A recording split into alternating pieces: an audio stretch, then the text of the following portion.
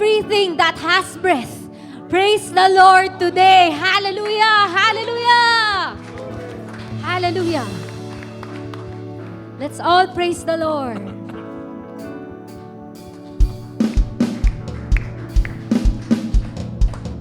Lord, hindi kami mahihiyang papurihin ka.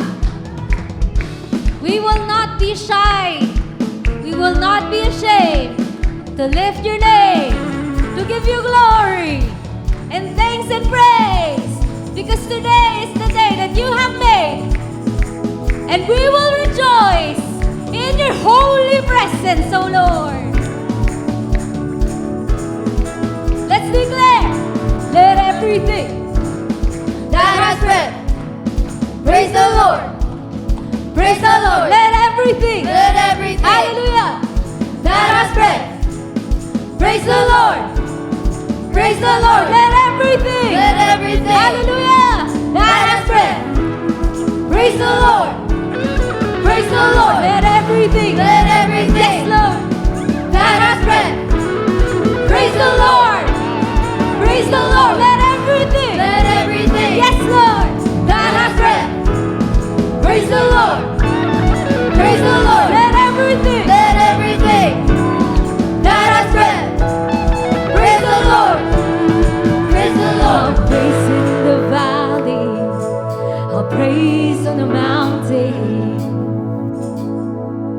I'll praise when I'm sure, I'll praise when I'm doubting, I'll praise when I'm outnumbered, I'll praise when surrounded, 'cause praise is the waters my enemies drowning. As long as I'm breathing, I've got a reason to praise the Lord, oh my soul. Oh, praise the Lord, oh my soul. I'll praise when I feel it, and I'll praise when I don't. I'll praise you, Lord. I'll praise 'cause I know you're still in control.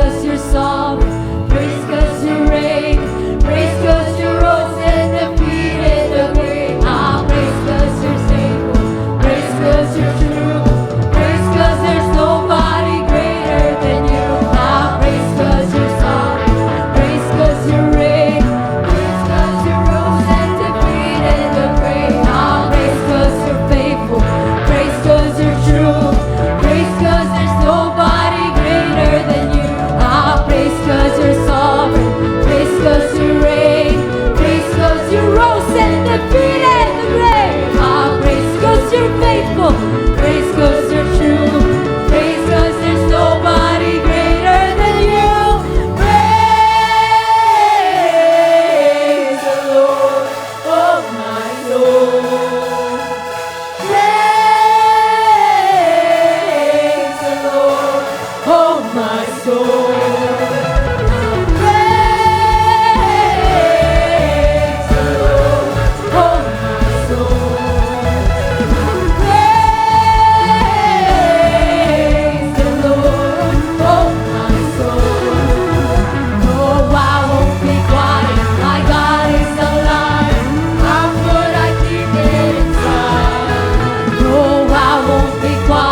My God is alive, so how could I keep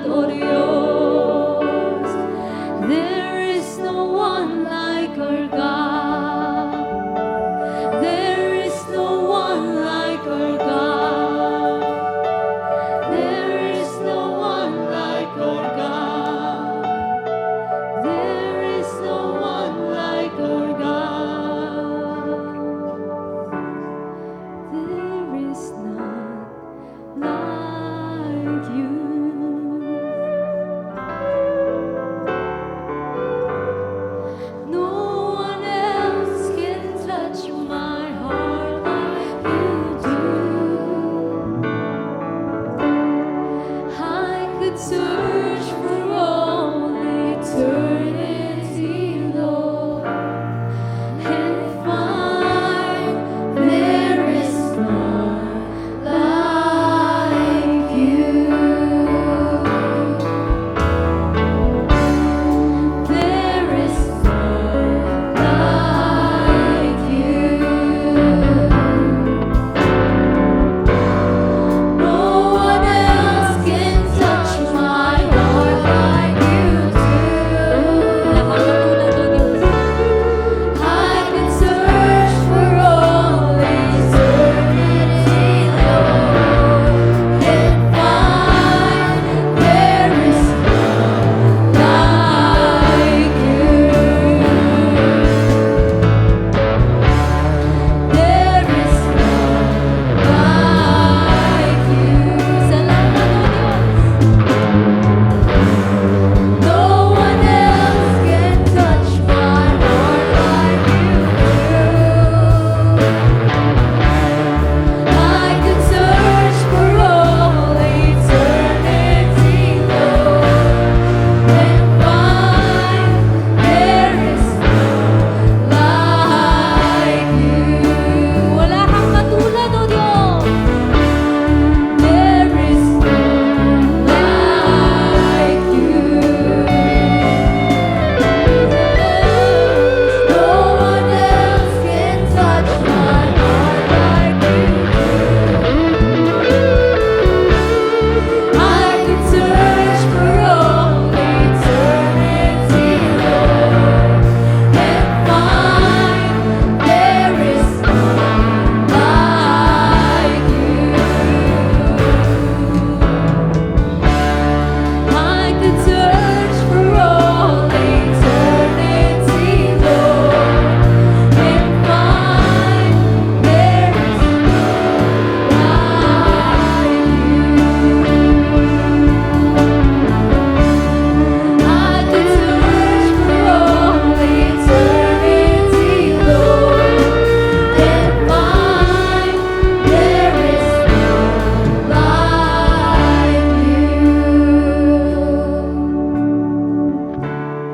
I could search for all eternity, Lord, and find there is none like you. Thank you, Lord.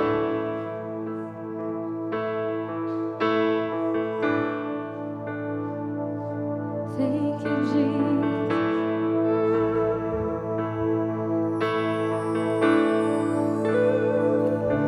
Thank you, Lord.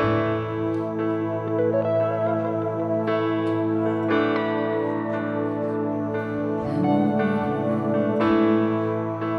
great you are.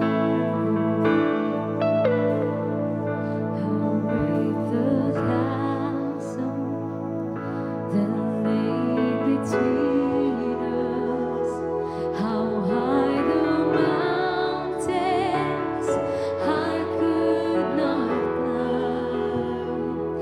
In desperation, I turned to heaven and spoke your name into the night.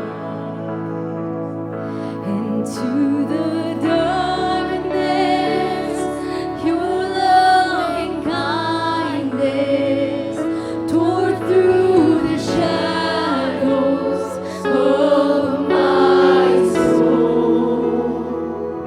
The work is finished, the end is written. Jesus Christ, my living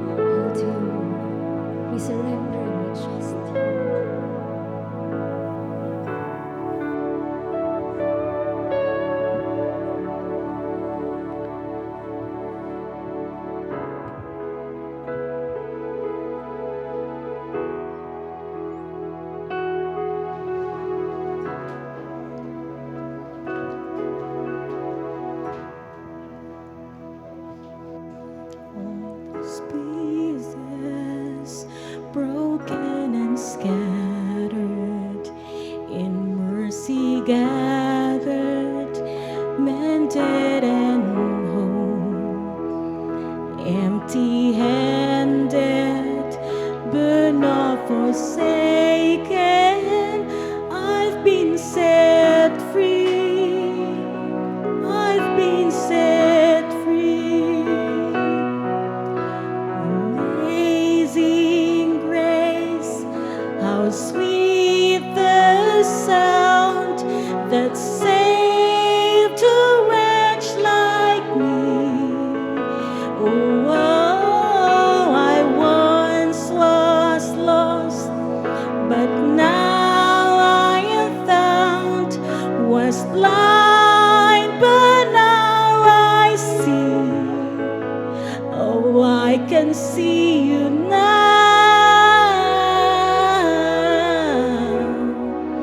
Oh, I can see the love in your eyes, laying yourself down,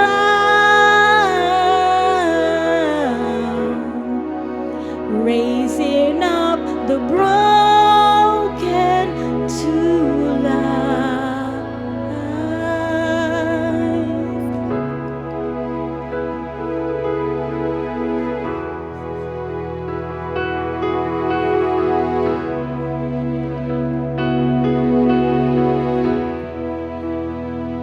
You take our failure, you take our weakness, you set our treasures in jars of clay. So take this heart, Lord, I'll be your vessel, the world to see your life in me. Amazing grace, how sweet the sound that saved a wretch like me. Oh, I once was lost, but now I am found. Was blind, but now I see. Oh, I once was lost, but now I am found. Was blind, but now I see. Oh, I can see you now.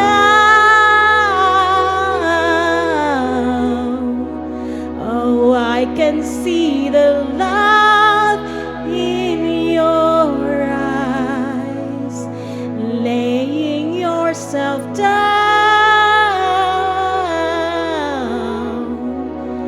raising up the broken to life.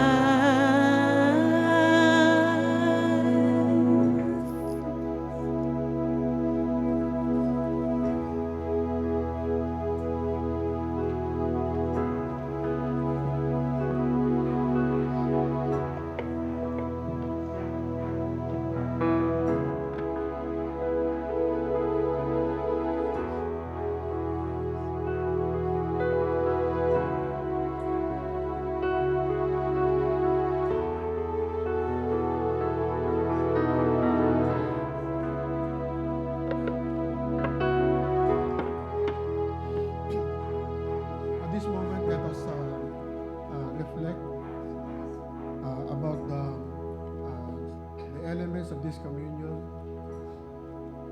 Alam niyo po, kung babasihin po natin yung ginawa ng Panginoon nung panahon na yaon, it's about love and sacrifice. No?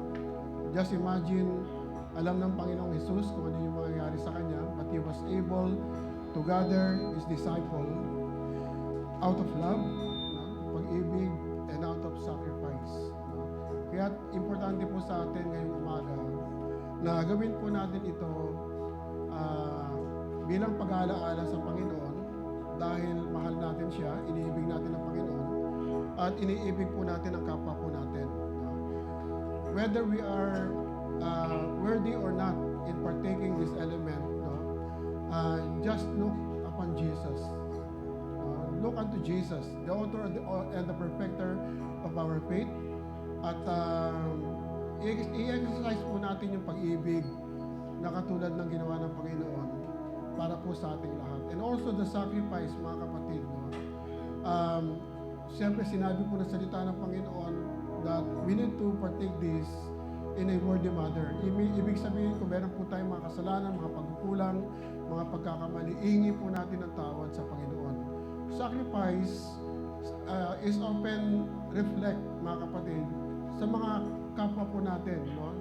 Marahil lahat po tayo, meron po tayong mga unforgiveness, meron po tayong mga nakaaway, nakasamaan ng loob. Mga kapatid, importante ihanda po natin ang ating mga puso sa umagang ito. We need to sacrifice, no? Kung meron man po tayong pride, alisin po natin ito upang sama-sama po tayo mag-partake ng elementong ito. Sabi po sa salita ng Panginoon, huwag po tayo mag-unahan. Ibig sabihin, sa mata ng Panginoon, lahat po tayo ay pantay-pantay at lahat po tayo ay bilang magkakapatid ay mag-partake ng elementong ito. Kaya sa oras na ito ay bigyan po natin ng sandali ang ating mga sarili upang ihingi ng tawad ang lahat ng ating pagkakamali at pagkakasala upang hindi po tayo mag-partake in an unworthy manner. And let us love one another, mga kapatid. Life is short. Life is short. At ginawa po ito ng ating Panginoon bilang halimbawa.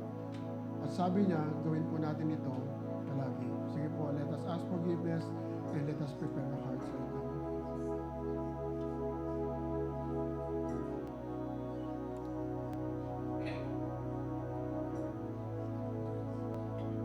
Lord, we forgive. And Lord, we ask forgiveness. Lord, we love. And Lord, thank you for your love for us. Itaas po natin ang tinapay, simbolo ng kanyang banal na katawan. Sabay po natin kainin.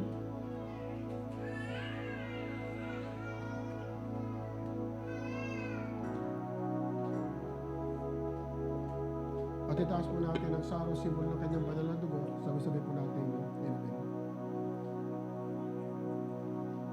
Sambahin po natin ang Panginoon. Purihin ka, O Diyos. Dakilain ka, Panginoon, sa aming kalagitnaan. Salamat po sa ginawa mo, O Diyos, sa krus ng Kalbaryo. At salamat po, Panginoon, sa pag-ibig at sakripisyo na ibinigay mo sa bawat nilalang mo, Panginoon.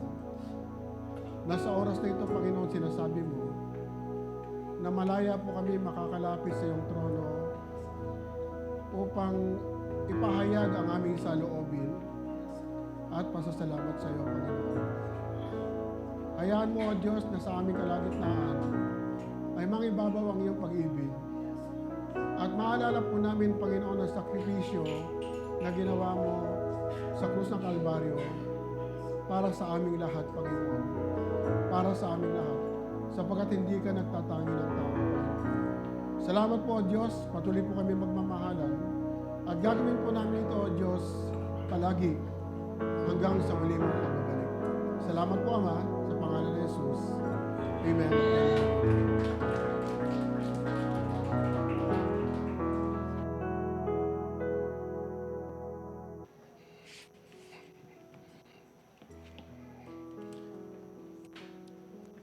Amen. Praise God.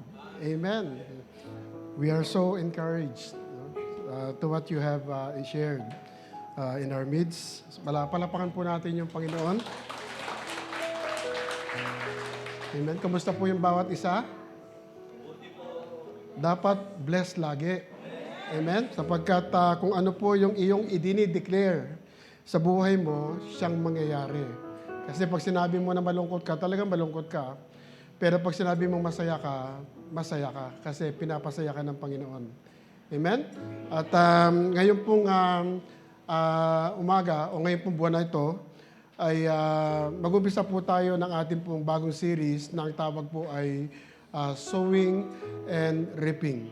Sowing and Reaping. Last year po ay napatatag po tayo ng mga series po natin para maging rooted po tayo sa ating Panginoong Hesus. Amen? At naniniwala po ako na ang bawat isa po sa atin, in one way or the other, ay namunga. Amen? Naging matatag, naging malusog yung atin pong mga ugat sa pananampalataya, sapagkat ito pong taon na ito ay nakatawid po tayo na nakatayo 6 feet from above the ground and not 6 feet under the ground. Ibig sabihin, we are spiritually alive. Amen? Dapat po, ang taon po natin na ito ay taon ng punong-puno ng harvest. No? Kahapon po, nung kami po ay nagkakaroon ng meeting, Pasig and Marikina leaders, sabi ko po sa kanila, ang magiging team po natin sa taong ito, dapat po makita sa buhay ng tao na dumadalo dito. Sapagkat pangahawakan po natin yung ating pong one-year team for this year. And I decided bilang senior pastor ng church na ito, that our team for this year will be overflow. Amen? Ano ibig sabihin ng overflow? We will overflow in many things, physically and spiritually. Amen po ba? One time po, nung nag-usap po kami years back ni Pastora Joyce, sabi niya po sa akin, Pastor, kapag may series po tayo, parang ang nangyayari, may nangyayari muna sa kanila bago namin i-share. No? At naniniwala po ako doon, mga kapatid, kasi hindi mo kayang i-share ng may katotohanan ng isang bagay na hindi mo pinagdaanan.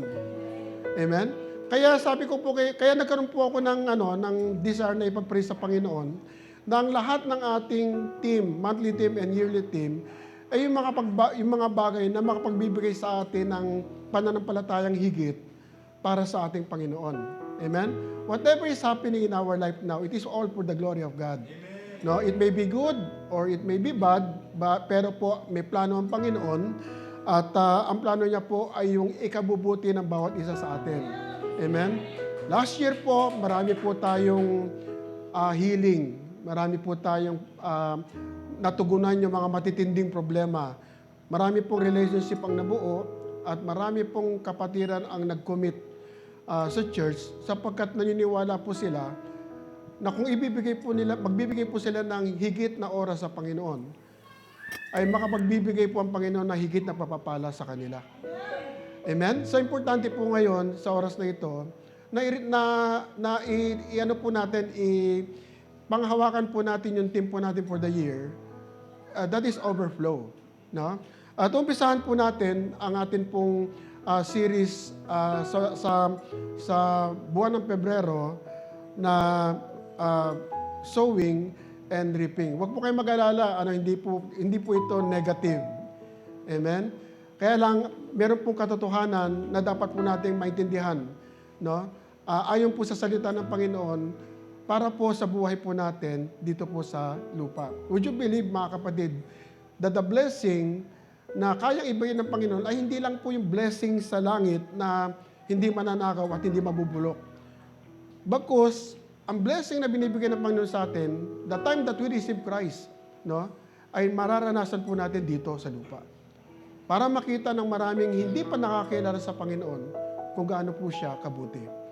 Amen? Pwede po ba tayong tumayo at i-offer po natin yung panalangin na ito sa ating Diyos na buhay? Ang message na ito, Lord, salamat po sa bawat isa. Salamat po sa buhay na ito, Panginoon. Salamat po sa maging sa pagsubok, Panginoon, na amin pong pinagdaanan.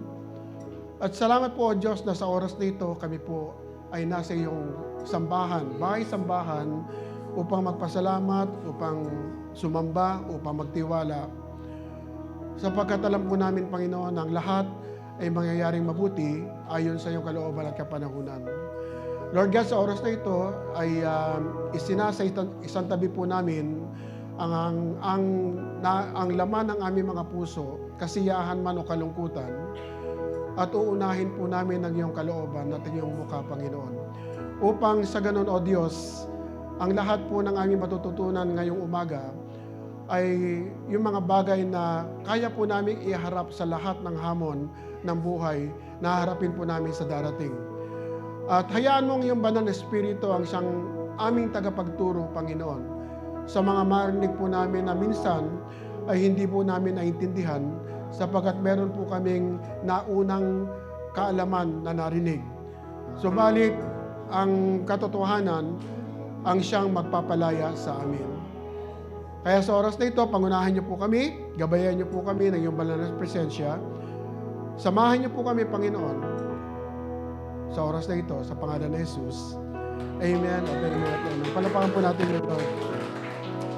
Amen. Praise God. Parang may nagsalitang iba. Kinabahan ako dun. Amen. So, ang pag-uusapan po natin ngayon, yung pong ating series na sowing and reaping. No? What you reap is what you sow. What you reap is what you sow. So, lahat po tayo, or each one that you make, no, or each choice that you make brings with it consequences. No? Lahat po ng mga bagay, lahat po ng mga pinili po natin, lahat po ng ating mga pinagdesisyonan, meron po itong kalakip na mga results o consequences. No? If you make wise, God-honoring choices, you will experience positive results or positive consequences. No? And if you make sinful, disobedient choices, then you will experience negative results or consequences. Malinaw po ba yan? Amen? Ganito po kasi, yung sinasabi po ng salita ng Panginoon, sa Galatians chapter 6, verse 7, nawala. Galatians chapter 6, verse 7 to 8. Kasi sabi po ng salita ng Panginoon, kung buksan niyo po yung inyong mga Biblia, Galatians chapter 6, verse 7 to 8. No? Babasahin ko po sa Tagalog. Sabi po dito, kung ano ang itinanim ng tao, iyon din ang kanyang aanihin. Kung ang ninanasa ng laman, ang sinusunod ng isang tao, kamatayan ang aanihin niya. Pero kung ang banal na espiritu ang sinusunod ng isang tao, matatanggap niya mula sa espiritu ang buhay na walang hanggan. No? Sa English po, a man reaps what he sows. Whoever sows to please their flesh, from the flesh will reap destruction. Whoever sows to please the Spirit, from the Spirit will reap eternal life. No? Kaya nga po, lahat po ng mga choices, no, o decision na ginagawa po natin, ito po ay kagustuhan natin. It is our decision, and it did not come by chance. No? Hindi po ito bigla na lang naisip mo at naging decision mo na. Kung hindi pinag-aralan mo ito in a way, at dinesisyon mo na gawin ang isang bagay. No? It is what you want. No? Kung ginawa niyo na po ito, it is what you want, and you decided it, that is why you are doing it. Tama?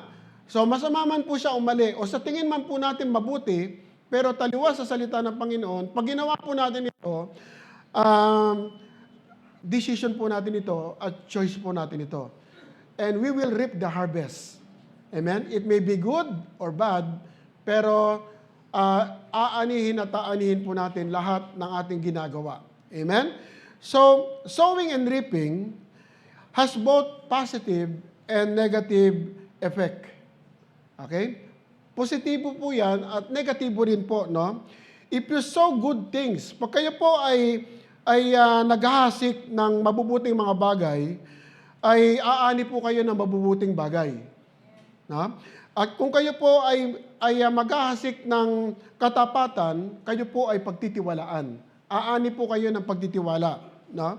If you sow goodness, you will reap many friends. If you sow goodness. And if you sow humility, you will reap greatness. No? Di ba naalala niyo sa Bible, yung isang tao uupo sa likod, pero siya po ay isang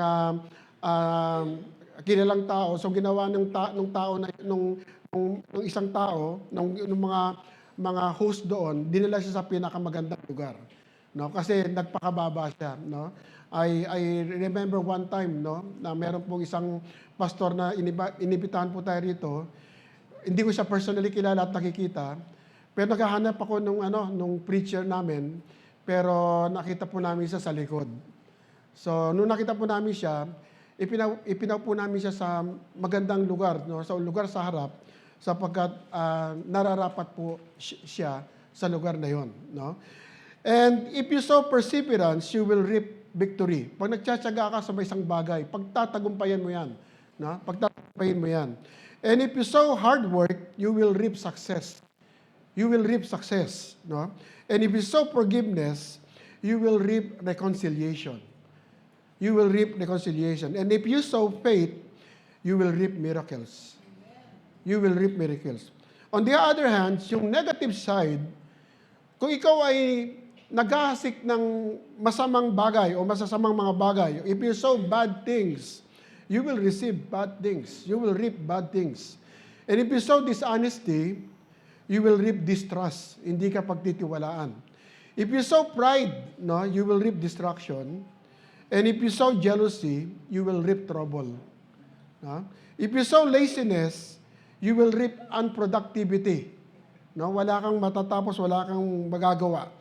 And if you sow bitterness, you will reap loneliness. Pag-iisa ka lang, mga kapatid. If you sow greed, you will reap loss.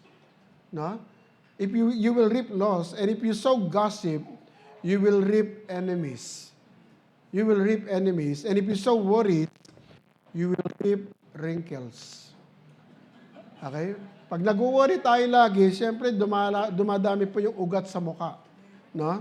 So not only do you reap what you sow, but you will reap more than you sow. Yun po yung dapat po nating maintindihan ngayong umaga. Akala po natin 1:1? No, mga kapatid. Minsan, yung atin pong pag-aani ay higit pa doon sa ating itinanim. No? Katulad po ng isang farmer na nagasik po ng mga butil ng mais, no? Ito pong isang butil ng mais na to, kapag po hinasik po ito, may laki pong potential nito na mag-produce ng napakaraming mais. No? Kasi isang butil lang, ang kaya pong i-produce ng isang butil ng mais ay 1,600 kernel na mga piraso ng mais. No? So, alam niyo po yun? Mahilig po ako sa mais eh.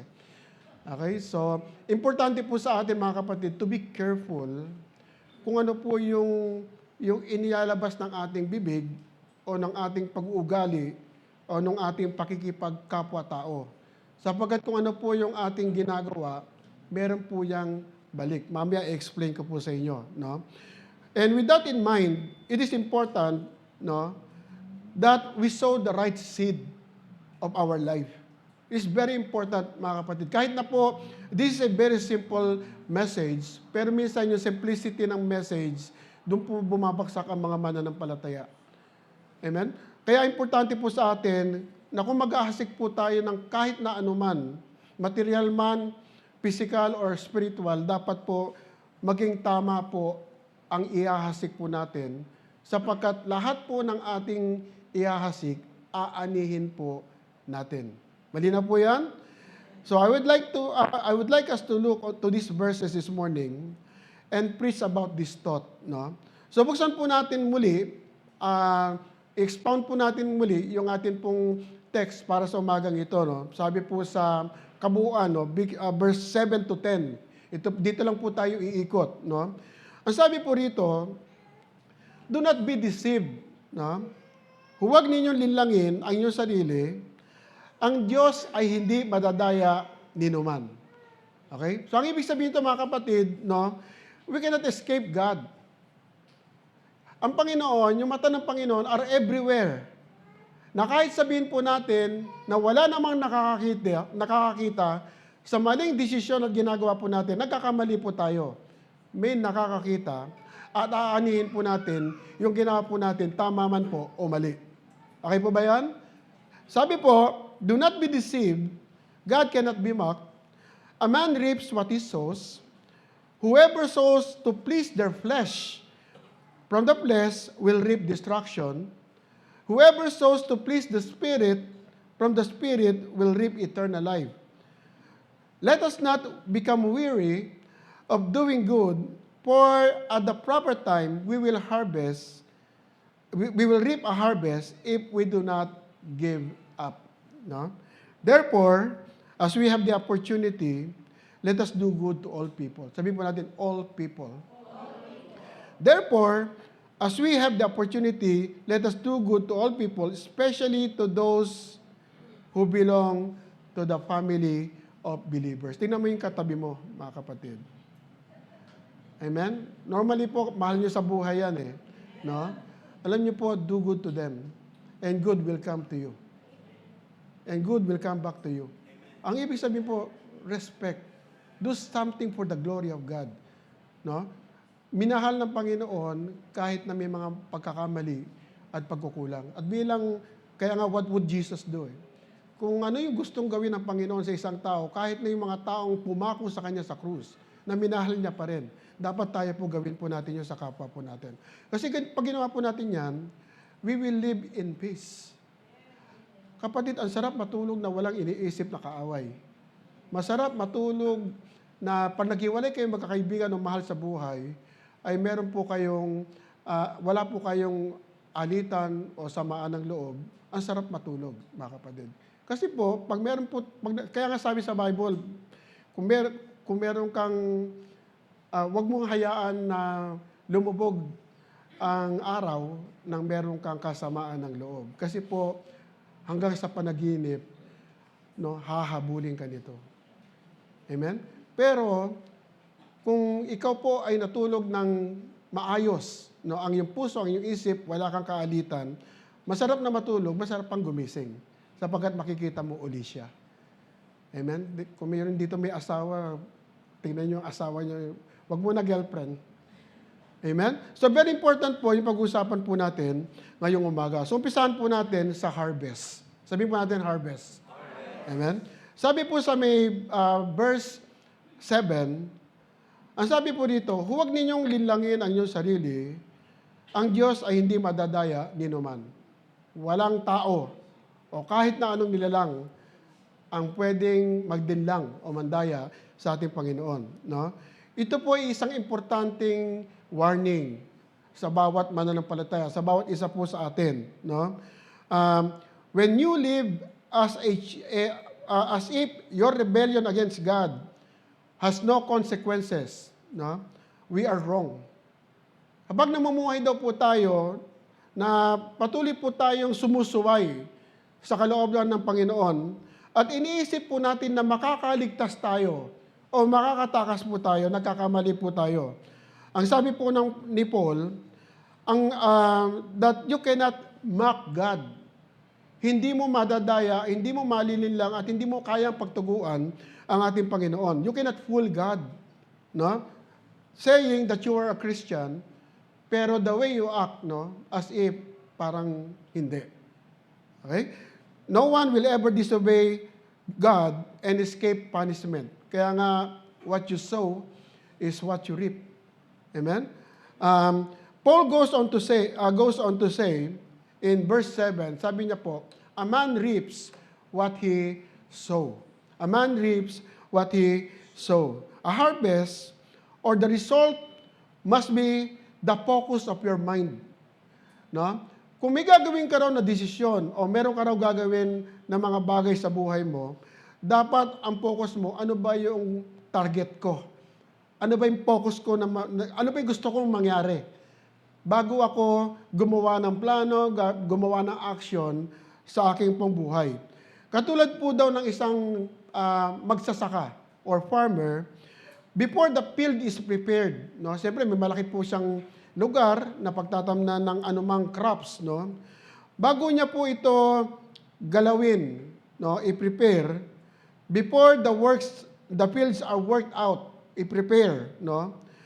And before the seed is planted, he knows what it is that he will harvest. Halimbawa, yung, ano ba magandang example? Halimbawa, yung field open, taglamig. So, masarap magtanim ng strawberry.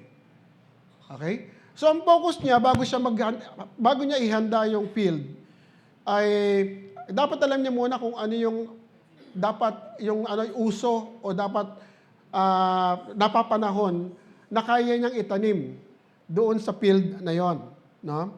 So, meron po kasi mga klase ng mga dapat itanim na napapanahon. Hindi ka po pwedeng magtanim ng mangga o ng mga bagay na hindi pwede sa tag-ulan. Kailangan po sa tag-init. Parang ganun po yun, no? There's a certain time to plant a kind of crops for a time he prepares. Pagkatapos po nun, may time na iba naman yung kanyang itatanim, and another time he prepares a soybean, halimbawa, crop. So, he plants what he needs and he reaps what he plants. Okay? So, dapat tingnan daw po natin, katulad ng isang farmer, ano bang gusto kong result o resulta para yung mga decision na gagawin ko ngayon ay yung pong aking gagawin para ito maging resulta. No? So we must have our focus on the harvest. No? Mga kapatid, if you plant corn, you are not to get watermelon. Okay? You are going to get corn. Kasi yun po talaga ang itinanim mo. Not just one corn, but plenty of corn.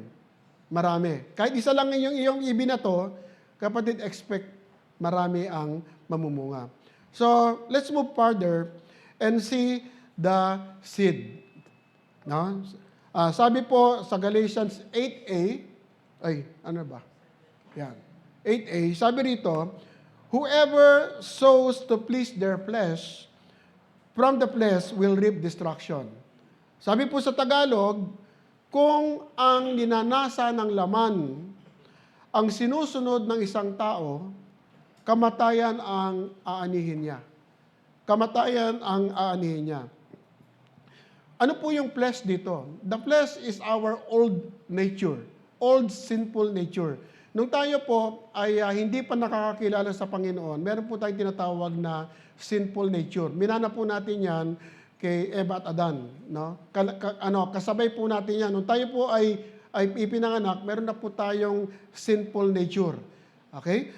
And the flesh is the natural part of us that wants to live life on our own terms. Meaning, nung lumalaki po tayo, nung nabubuhay po tayo, ang gusto po nating mangyari ay yung gusto po nating mangyari.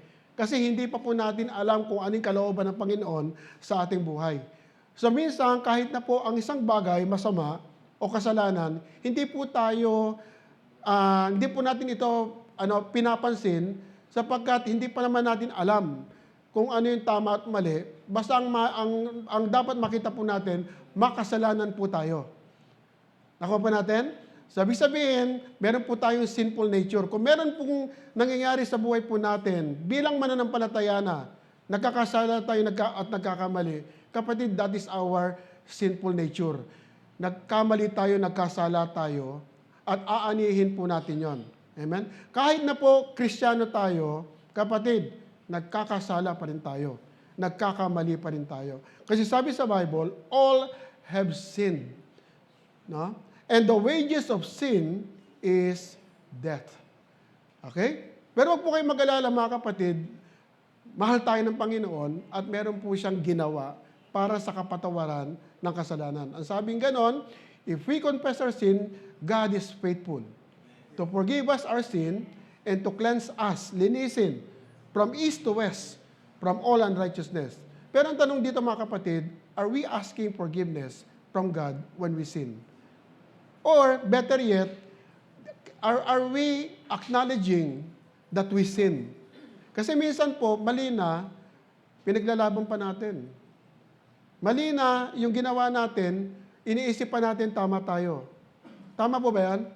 Minsan iniisip natin, mukhang tama, pero taliwas sa salita ng Panginoon, kahit mukhang tama, mali pa rin yan sa mata ng Panginoon. Amen? Example lang mga kapatid, so busy ka sa trabaho mo, no, that you forgot God. Parang wala na yung Sabbath day. For me, para sa akin, it is a sin. A sin that does not lead to death. Pero that is still sin. Pero sa atin, isip natin, kasi pamilya ko, kailangan ko asikasuhin. Kasi pag marami akong assignment, kailangan ko mag-review. Pero sabi ng salita ng Panginoon, seek God first. And everything, anong bunga? Everything will be added unto you. So, mukhang tama na mag-aral ka maigi, mukhang tama na magtrabaho ka ng gusto, pero nakakalimutan natin na mahalin ng Diyos ng una at unahin siya sa lahat ng bagay. So, parang tama, iniisip natin, ba't ako hingi ng tawad? Okay? So, kapatid, lahat ng bagay na inuuna mo kaysa ang Panginoon is called idolatry. Gets? Lahat ng bagay, maganda man o hindi, kapag inuna mo yon other than God, that is called idolatry and you are sinning. And we need to ask God forgiveness and repentance and change and allow us to change, no? Baguhin natin mga kapatid kasi kapatid, sabi ko sa inyo kanina, lahat hindi natin kayang linlangin ng Diyos. Lahat ng bagay nakikita niya sa atin. Wala tayong pwedeng maitago. Yung dami ng buhok natin bilang ng Diyos, no? Yung bukas na gagawin po natin at bukas na mangyayari, alam ng Diyos. That is why masarap at magandang magtiwala ka sa Panginoon because He knows the future. He knows the future. Amen?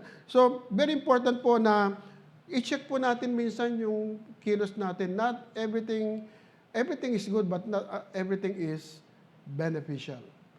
Amen? So, even though the believer has the Holy Spirit on him or on her, the flesh still puts up a fight on us. Okay? Di pa napapansin kung kailan Sunday, minsan choices pa yung umattend ng church. At kung anong oras aalis ng church, minsan gusto ko message na lang eh. Diba? Kahapon po, nagbi-meeting po kami mga leaders. Sabi ko, let us encourage people for them to understand the totality of the church services. Kasi ang sarap pong mag-worship sa Lord eh, with other Christians, with other people. Ang sarap mag-worship sa Panginoon kasi nakaka-encourage. It is your preparation, your spiritual preparation as we approach to the throne of grace of God. At pagka makikinig ka ng salita ng Diyos, hindi ka antukin. Kasi ready spirit mo eh. Diba? Naalala niyo yun? The spirit is willing, but the flesh is weak. That's the reason why, minsan, marami pong inaantok sa message ng Panginoon. No? Tingnan niyo yung katabi niyo. Kung nakadilat pa. Amen? Nakadilat naman lahat na. Okay.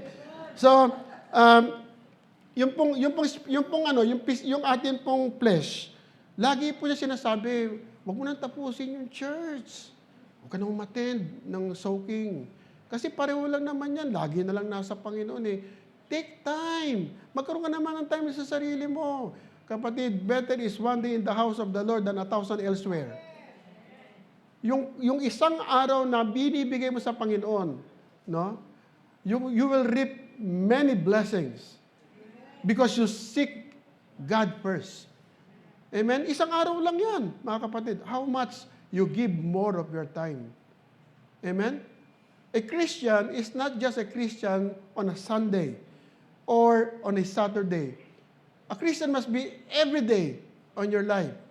No? Dapat ganun, kung talagang in love ka sa Panginoon, bilang mananampalataya, dapat lagi mo siyang iniisip. In love ka eh. Tayo nga, nung naging in love tayo, picture na nga gusto natin, nasa unan pa eh. Gusto mo, papanaginipan pa siya eh. Bakit hindi natin gawin sa Diyos? Bakit hindi natin gawin sa Panginoon? Yung Bible mo nasa tabi mo lagi. Na kapag maiisip mo ang Panginoon, you open the Word of God. Amen? At makita nyo mga kapatid, the more intimate, the more close you are to God, no?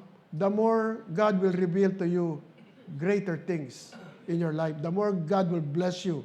The more God will hear your prayer. The more God will answer your prayer. Amen? Subukan lang po natin to be intimate with the Lord. Subukan nyo lang mga kapatid, no? Yung mga bagay na magiging panganib sa'yo, ilalayo ka niya eh. At yung mga bagay na makabubuti sa'yo at sa pananampalataya mo, dadagdagan niya ng Panginoon. Amen? Kanina nung nagpe-prepare po ako ng message, laging sinasabi ng Panginoon sa akin, I want them to try me. I want them to test me. No? To see that I will open the gates of heaven, the windows of heaven, and pour out so much blessing. No? So much blessing. Yan ang sabi ng Panginoon eh. No? Kaya importante sa atin yung intimacy sa Panginoon kasi hindi ka mag-iisip ng flesh eh. Hindi ka mag-iisip ng mga bagay na makalaman. No? When we sow to the flesh, we are yielding to its sinful desire. Ibig sabihin, pag tayo po bumibigay sa laman natin, yung kagustuhan natin, hindi lang po ito yung mga bagay na sobrang sama, no? Yung kagustuhan ng laman. Ibig sabihin, instead na pumunta ka ng church, manood ka na lang ng sine. Okay, tapusin mo yung Netflix, yung chapter. Okay? At pagka kung saan umabot, ayan na, may mga guilty na. No? O kaya, attend na lang ako ng attend na lang ako ng birthday party ng bata, mga ganyan. Kapatid, ever since you got born again, you have already a date with the Lord. Unahin mo si Lord kaysa sa gusto mo or sa nililigawan mo. At kung gusto mo yung nililigawan mo, dalhin mo kay Lord. Amen? Para sa ganon, sigurado ka sa Kanya.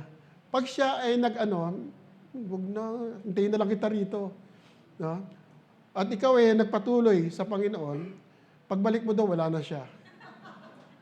May umupo ng iba. Pero pagka gusto mo umatin sa Panginoon, kung talagang kalooban ng Panginoon yan, sasama yan sa'yo. Hello? Amen? So, wag po tayong papadaya, no, sa ating sinful flesh or sinful desire. No? Kapag ginawa po kasi natin yon, we are failing to walk in the Spirit. We are failing to walk in the Spirit. And instead, we are fulfilling the lust of the flesh. Ang sabi po ni John Stott is a English man of God. At nagpunta po siya rito sa Pilipinas. And it happened, I was on that conference. Sabi po niya, every time we allow our minds to hold bitterness, meron pang grudges, cultivating wrong, entertain an impurity and self-pity, we are sowing to the flesh. Okay?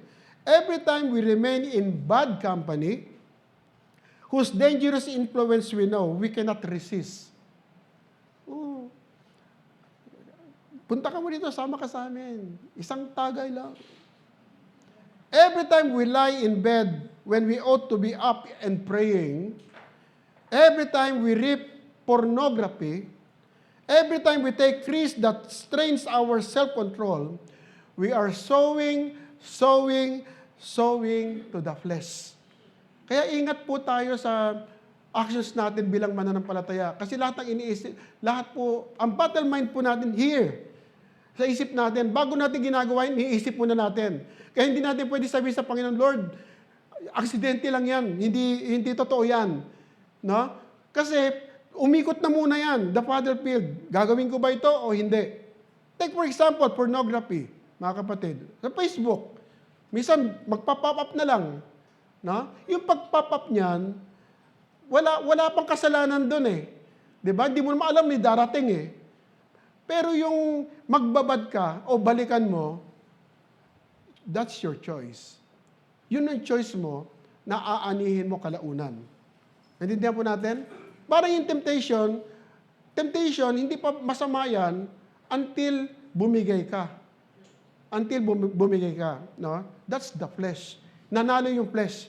No? Pero pag nakakita ka, I rebuke you in the name of Jesus, nanalo ang spirit. When, even the decision, no? Unforgiveness, mga kapatid. Unforgiveness na lang. Ang tagal-tagal na, no? Pero wala pang nangyayari. Eh, sino yung anak ng Diyos? Pag-isipan natin, mga kapatid. No? Ang gusto mong umani ng maganda, ikaw ang unang gumawa ng hakbang. Amen? So, when we sow to the flesh, we will reap destruction sa buhay po natin. That destruction speaks of loss and ruin. Hindi nyo napapansin pagka nagkaroon po tayo ng failed decision o nagkamali po tayo, ang laki ng epekto sa buhay po natin, ang laki ng epekto sa ugali natin, ang laki ng epekto sa relasyon natin sa pamilya natin, sa ibang tao. Yun ang inaani nito. No? Rebellion against God destroys a person. No? Anak tayo ng Diyos, we're supposed to live and act as Christian, as a child of God. No? Just as fatal disease slowly takes a life. No? My question to you this morning, are you sowing seed to please the flesh? No? You are thinking that many things that may satisfy your sinful self, yung mga choices po natin. Maybe you need to be serious about your spiritual life. Pag meron po tayong mga pag-iisip at pagkilos na hindi naaayon sa salita ng Panginoon, siguro mas maganda po i-evaluate po natin yung sarili po natin to be serious with our relationship with God. Kasi kaya ka nakakapag-isip ng panglaman o flesh, no, na thinking is because you're making yourself have two choices. No? What you want and what God wants. Amen? So, you need to return to the Lord today. No? Time is short, mga kapatid. Time is short. Ako mismo, bilang pastor, mga kapatid, no, parang kailangan, I need to seize the moment to do what the Lord will. No? Lord, kung ano po yung will ng Panginoon sa buhay ko at ng church. Kasi po, marami po ang kailangan pang makarinig ng salita ng Panginoon at marami po ang kailangan ng kaligtasan. Kung tayo po, decision lang natin mag-Sunday church, no? Sayang po yung reward, sayang po yung treasure in heaven, sayang po yung talent na binigay sa ng Panginoon kung hanggang dyan lang po tayo. No? Kasi if you attempt great things for God, you will expect great things coming from God. May ang Panginoon ang magbibigay po sa atin. No?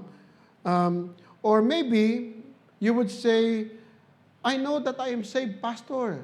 No, ligtas ako. No? But if you are honest enough, mga kapatid, you have sown some seed of destruction to satisfy the flesh. In some way or the other, yun nga, nagkakamali tayo at nagkakasala tayo. At pag nangyayari po yan, you need to return to the Lord today and get a new bag of beans, of seeds, na itatanim po natin para po mabago po tayo. No? What we sow sometimes is what we become. No?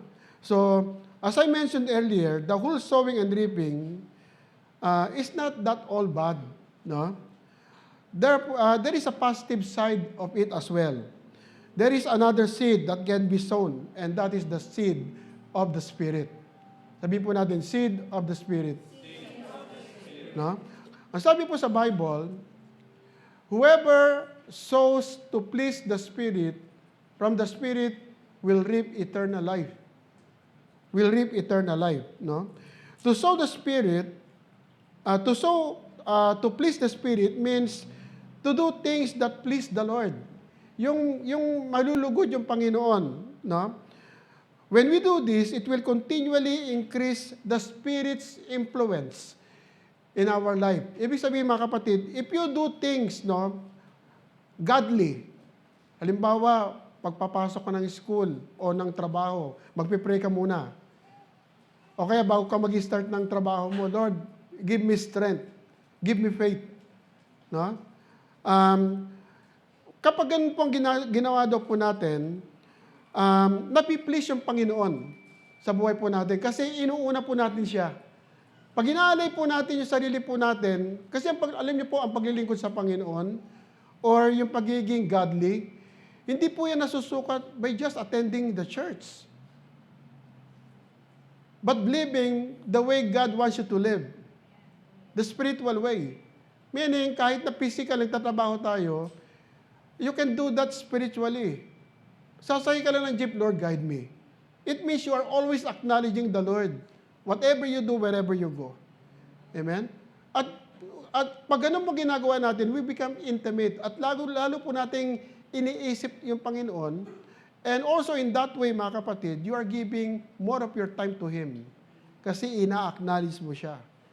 Amen? So, at dahil doon, it will continually increase the Lord's influence in our life. Meaning, if you are in danger, God will convict you. God will warn you. Kung nandun ka sa risk na magkakasala, God will convict you. Hindi nyo napapansin, mga kapatid, nung tayo po, hindi pa mananampalataya, di ba, pagka nagkakasala tayo, okay lang. Pero nung naging Kristiyano ka, iisipin mo pa lang, parang meron ka agad sinasabi na, anak, huwag mong gawin yan, kasalanan yan. No? Why? Because you are founded in the Word of God. Kasi walang Kristiyanong hindi nagbabasa ng Biblia. Walang Kristiyanong hindi nagpipray. Walang Kristiyanong hindi nararamdaman si Lord. Lahat po tayo nararamdaman natin si Lord. Minsan manhid lang tayo kasi nasasaktan tayo dahil meron tayong maling desisyon. Pero pag nag-abide tayo, doon sa conviction ng Panginoon sa atin, napupunta tayo sa tamang direksyon. Pero pag pinipilit po natin yung mali nating iniisip na akala nating tama, we will reap destruction. We will reap destruction. No? Sowing into the Spirit means allowing the Spirit to have His way in you. Lord, bahala ka na. No? Lord, ano man mangyari sa buhay ko, alam ko nasa mabuting direction ako. No? Bakit? To sow in the Spirit is the same as walk in the Spirit. To sow in the Spirit is the same as to be led in the Spirit. To sow in the Spirit is the same as to be filled in the Spirit. To sow in the Spirit is the same as abiding in Christ. No? To sow in the Spirit is the same as continuing in Christ's Word. To sow in the Spirit is the same as walking in Christ. To sow in the Spirit means means the same as setting one's mind on the things above, not on the things of the earth. To sow in the Spirit is the same as giving your body as a living sacrifice, holy and acceptable to God, and not being conformed to this world, but being transformed by the renewing of your mind, that you may prove what the will of God is, which is good and acceptable and perfect. No? When we sow in the Spirit, it means, Lord, Ikaw ang una. No? Gusto kong may mangyari sa buhay ko ayon sa kalooban mo. No? So when we sow to the Spirit, ano mangyayari? We will reap eternal life. Amen? Kapatid, no? Sabi ng iba, paano mo malalaman kung tunay kang pupunta ng langit? Kapatid, paano mo tinanggap si Kristo? Totoo ba? Amen? So, another great benefit of sowing in the Spirit is that you will have an impact on the kingdom of Christ. No? You will have a great impact. So, we learn about the harvest, the seeds. Now, let's talk about the laborer. Tayo naman. No? And this refers to the one who is sowing the seed. No? Yung naghahasik. Specifically, the seeds of the Spirit. Tingnan po natin that the laborer must endure in this life. Lahat po tayo, mga kapatid, it doesn't mean that when we receive Christ as our Lord and personal Savior, it doesn't mean that we have bed of process. We will live in bed of process. Tama po ba yun? Minsan, Sabi nga sa Bible kung kailan pa ako nakakilala sa Panginoon, parang kakaiba yung buhay ko ngayon. Parang lalong bumigat, parang lalong humirap, no? Ang iisipin natin. Dati okay naman ako Pero bakit ngayon parang hirap, no? Kaya nasa na ba ako? So, ang sabi po ang sabi po sa salita ng Panginoon, know that the laborer must endure in this life. Maraming panghamon. Bakit? Kasi po, nung tayo po ay hindi pa nakakilala sa Panginoon, best friend natin si Satan. No?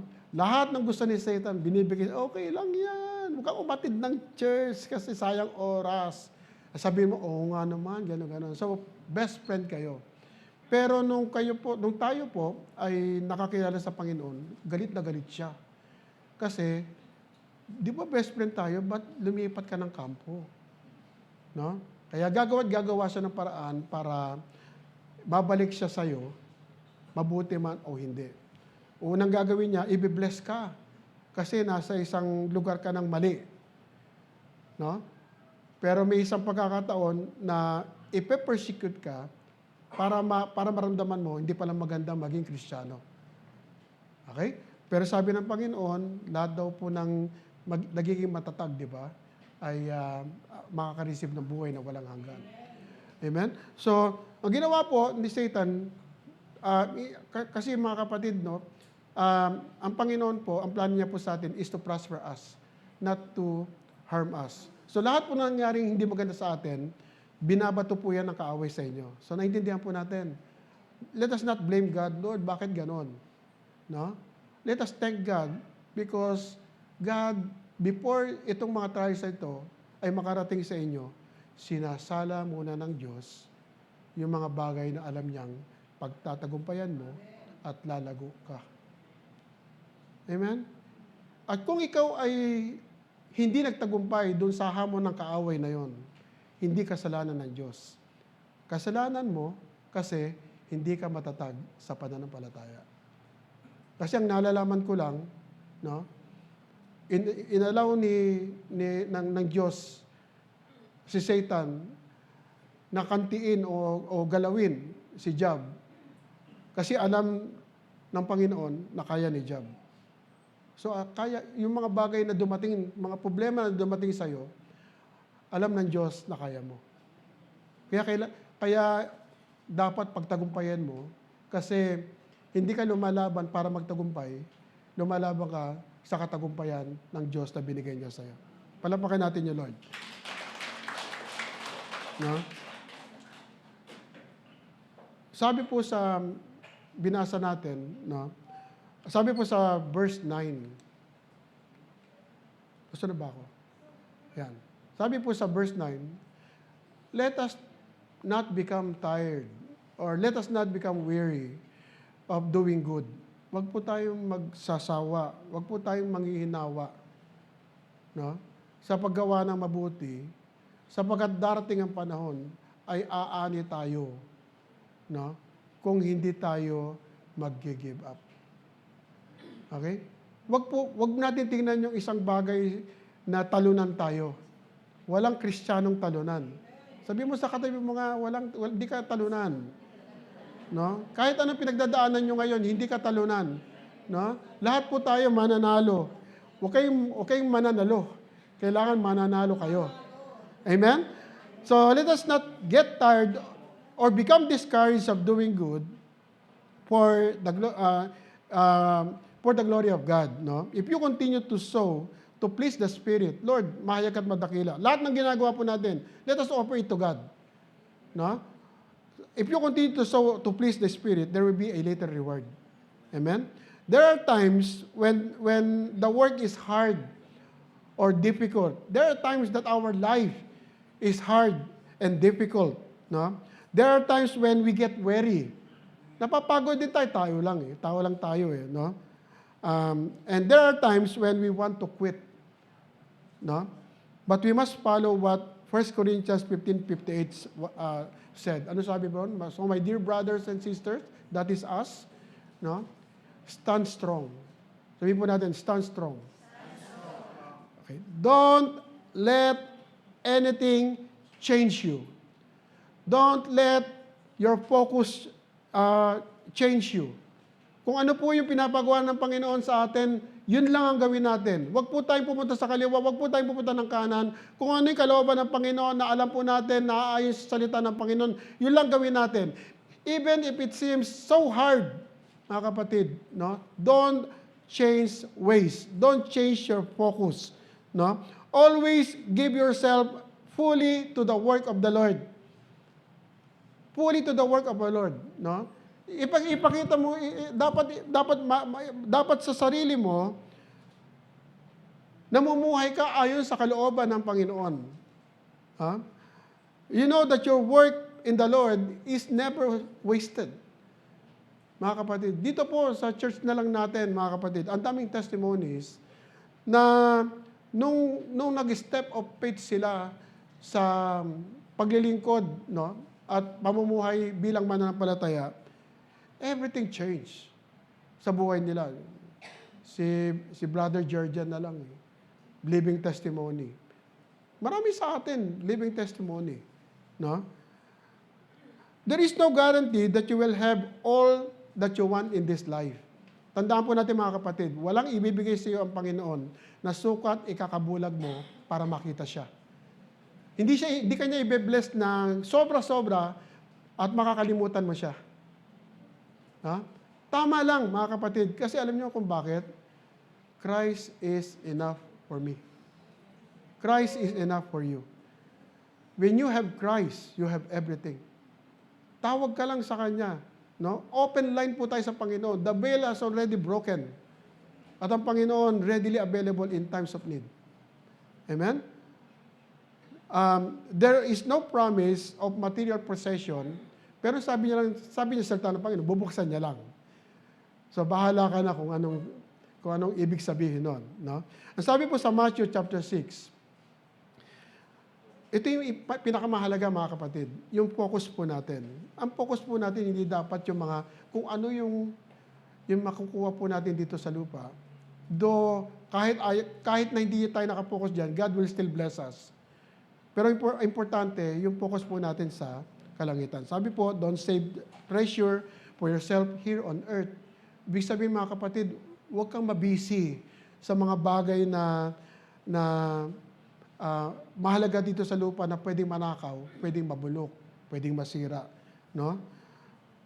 Bagkus ay mag-save ka ng iyong kayamanan sa langit na walang lugi. No? Where they cannot be destroyed by moths and rust, and where thieves cannot break and steal them. No? You are eternally secured. Amen. Pakinggan niyo may ito mga kapatid. No?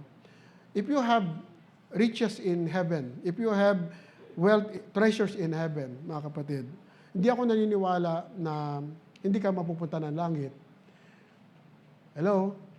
Ibig sabihin nun, kung nasa Panginoon ka, kumikilos ka ayon sa kalooban ng Panginoon, and you are saving riches in heaven, hindi ibig sabihin hindi ka makakapunta ron. Ibig sabihin you are on the right track.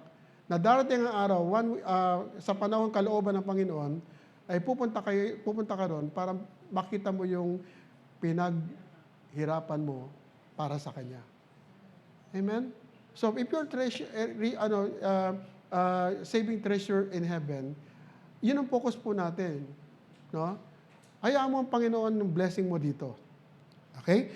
So, you may never guarantee even get any type of recognition down here. Ibig sabihin ng kapatid, kahit gumawa ka ng mabuti, kahit na maging charitable ka, o tumulong ka ng marami, mga kapatid, you will never get recognition to the world.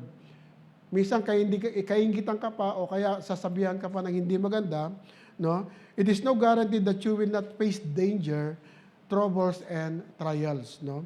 Tandaan po natin si Paul. No? Apostle Paul was faithful in his work for the Lord, no? Pero doon sa kabuuan ng kanyang ministry, he suffered so much to the point of death. He suffered so much, no? And at the end, he was beheaded. Okay? But where are his riches? There. No? Si Peter was faithful in the labor for the Lord, no? Also suffered for the church so much, no? And he was crucified upside down. And where is his treasure? There. Okay? James was faithful in his labor for the Lord, but he was also beheaded. Ang treasure niya, there. No? Hindi pwede makuha. John the Baptist, ganun din po. John the Apostle, no? And the rest of the apostles were faithful in their labor, and they all died as a result. But their treasures are all there. Kasi sabi ni Lord, sabi ng Word of God. Amen? There are people in this world, no, who faithfully read their Bible. They pray diligently, no? They don't have anything. They don't have much, no? Minsan, isang kahig, isang tuwa, at isang Itbulaga pa. No? Hindi ako nanonood na. But they are devoted to the church and give back to the Lord. Yung, kumbaga, wala nang trabaho, minsan konti na lang yung kinikita, pero faithful pa rin. Faithful pa rin, pero hindi nawawalan. Kasi sabi sa Bible, bigay ka ng bigay, pero hindi ka nauubusan. Yun ang anak ng Diyos. Amen? Bigay ka ng bigay, sabi sa Bible, labas ka ng labas ng pera para sa Panginoon, pero hindi ka mawawalan, hindi ka mauubusan. Amen? They labor, they share the gospel to the lost, and they seek to restore the wandering Christian. The world may not know them. Siyempre, it is a thankless job for the world. Pero sa mata ng Diyos, mahalaga yan, kapatid. Mahalaga yan. God knows them very well. God knows you very well. How you share the Word of God. How you share to other people, mahal ka ng Diyos. No? Lapit ka sa Diyos. Simba ka naman, sama ka sa amin. Alam ng Diyos lahat yan. And what you sow is what you reap. What you sow is what you reap. No? They are sowing the seeds of the Spirit. No? There are many people in this church who fit in that description. And I assure you, mga kapatid, no, you will reap the harvest. You will reap the harvest. Kapatid, subukan mo lang. No? Have a step of faith. Invite ka lang, mga kapatid. No? Pastor, hindi ako marunong. Pastor, hindi ko kaya. Hindi, sasabihin mo lang, punta ka ng church, di mo alam. Kung gusto mo, may paraan. Kung ayaw mo, may dahilan. So, ano yung dahilan na yon, mga kapatid? No? So, the guarantee, ang guarantee lang po rito, mga kapatid, you may not get the harvest here, but definitely you will get the harvest there.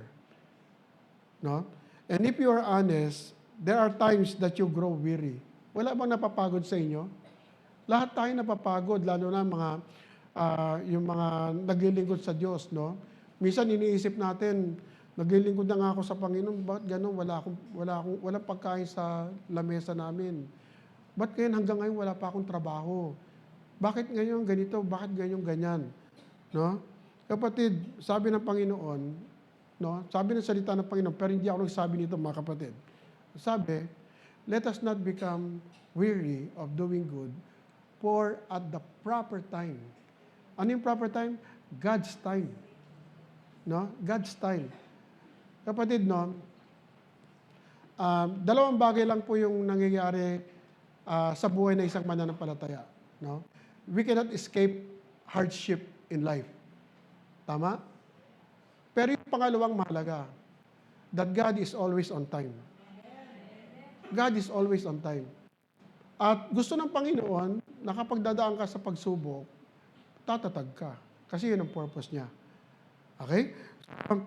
Sabi, we will reap the harvest, or for at the proper time, we will reap the harvest if we do not give up. Kapatid, do not give up. No?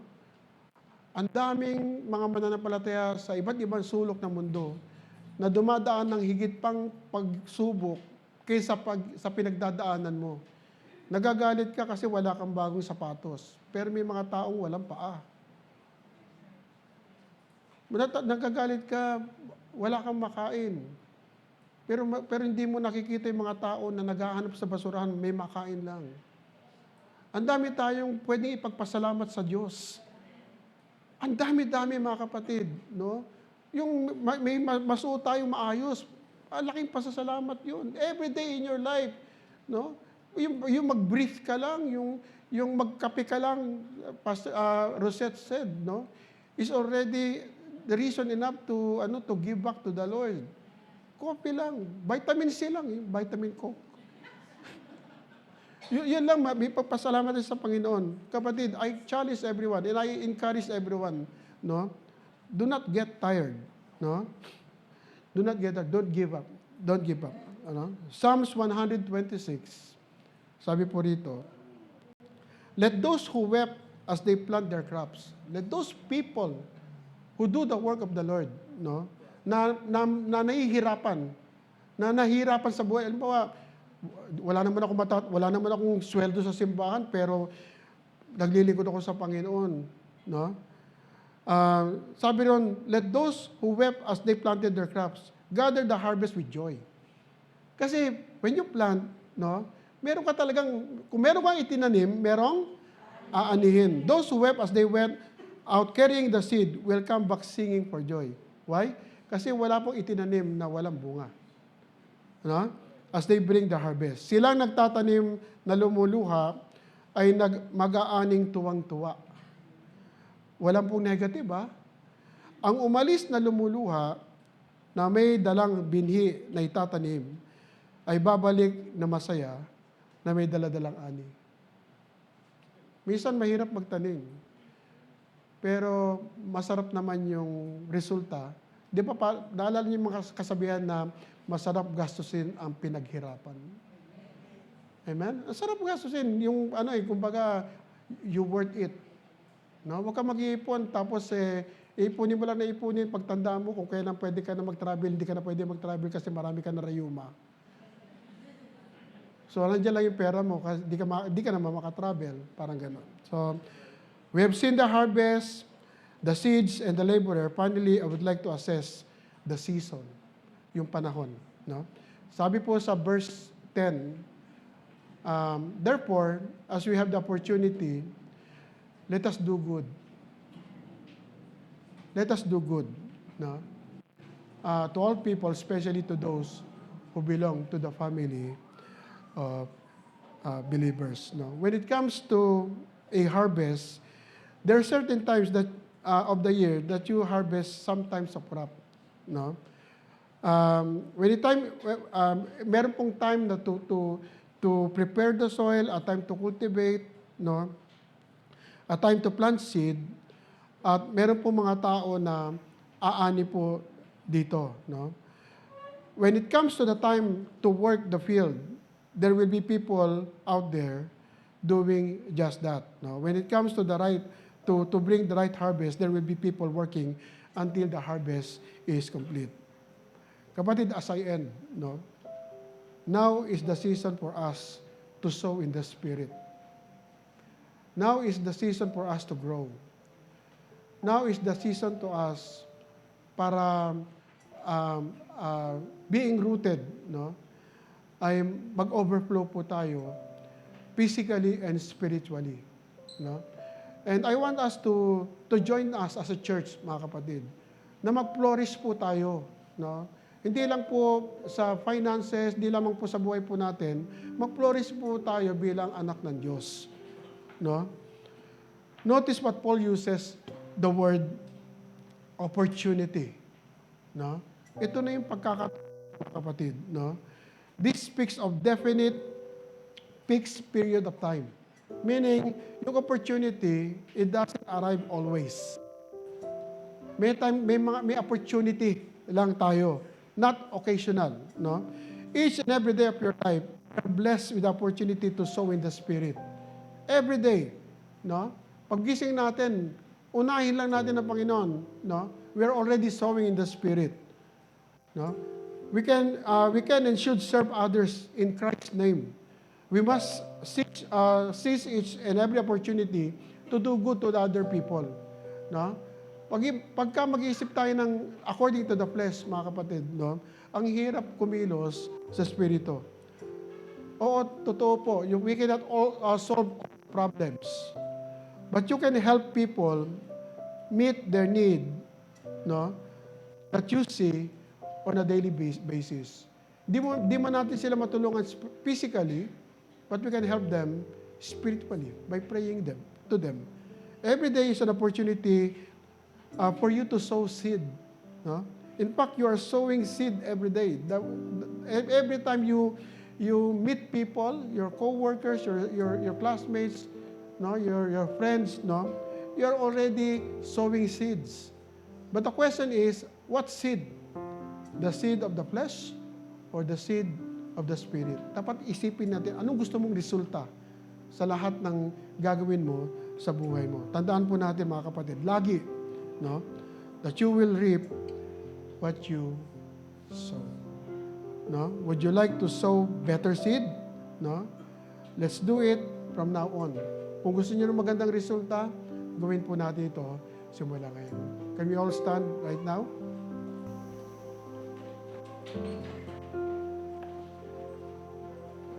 Let your fire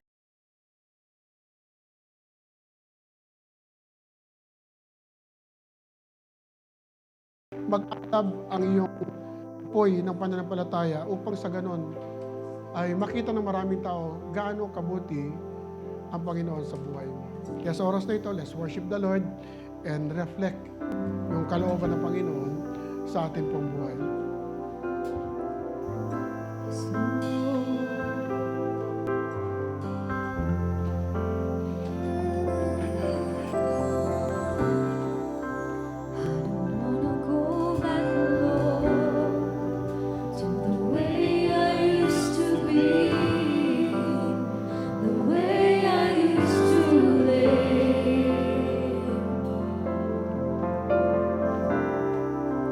I wanna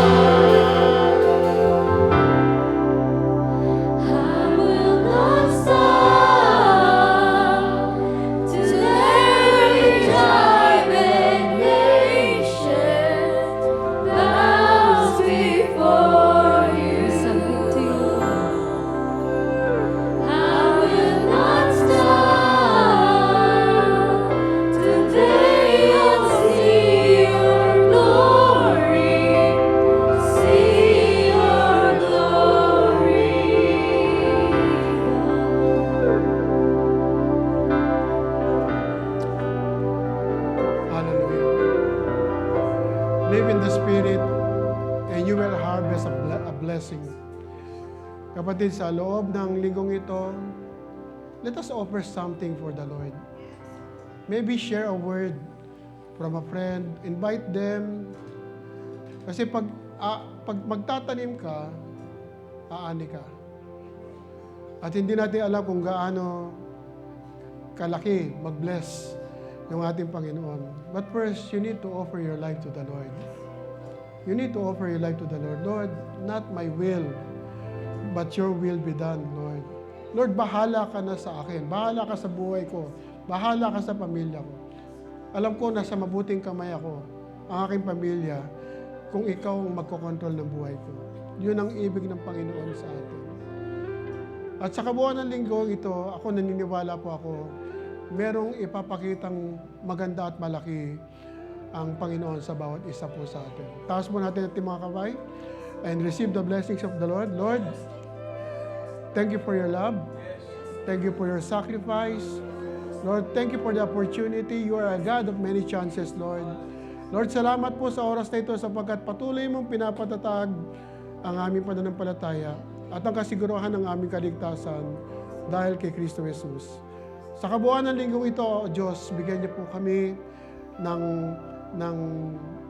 magandang regalo nang naaayon sa iyong kalooban, Ama. Maging ito man ay sa kalusugan o sa mahal namin sa buhay o sa aming sarili, Panginoon. Alam po namin ang lahat ay mangyayaring mabuti ayon sa iyong kalooban at kapanahunan. At lalabas po kami sa lugar na ito, tunay na pinagpala ni Kristo. Salamat po, Ama, sa pangalan ni Jesus. Amen at amen. God bless you po.